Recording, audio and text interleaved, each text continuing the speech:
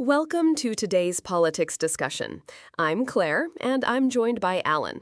We'll be covering several key stories involving President Trump and international developments. Hello, Claire. Good morning to our listeners. Let's dive into the news. President Trump has canceled a bipartisan housing bill signing ceremony, which passed Congress by wide margins. The decision is seen as a move to pressure Senate Republicans to pass the controversial Save America Act voting legislation. The housing bill aimed to improve housing affordability. That's interesting. So Trump is using the housing bill as leverage. What were the bipartisan margins in Congress for this bill? The articles indicate it passed by wide bipartisan margins, though specific vote counts aren't provided. It's clear there was broad support across party lines. And what's the Save America Act about? Is it related to voting rights or electoral reforms? The Save America Act is focused on stricter voter ID legislation, which has been a contentious issue.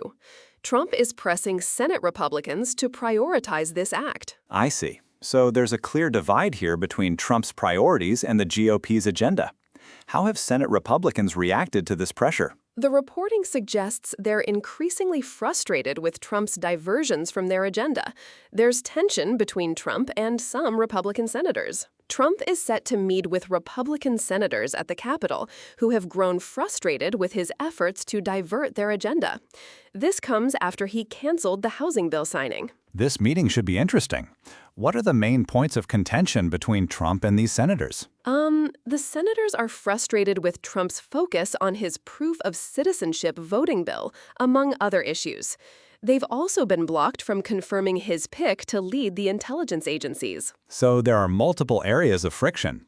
Has Trump made any statements about the senators' concerns or his expectations from this meeting? The articles don't provide direct quotes from Trump on this specific meeting, but he has reiterated his demand for the Save America Act passage. A federal judge has permanently barred Trump's administration from implementing the proof of citizenship requirement to vote.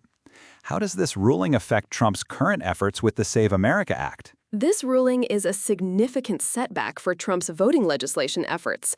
It indicates a judicial check on his electoral reform initiatives. The judge converted a preliminary injunction into a permanent ban. What were the grounds for this decision? The articles don't delve into the legal specifics, but it suggests the court found Trump's executive order on elections to be problematic. Trump has criticized the Senate's War Powers Resolution vote on Iran, calling it meaningless.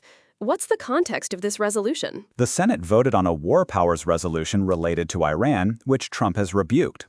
This indicates a clash between the legislative and executive branches on foreign policy. Trump stated the measure was poorly timed and meaningless.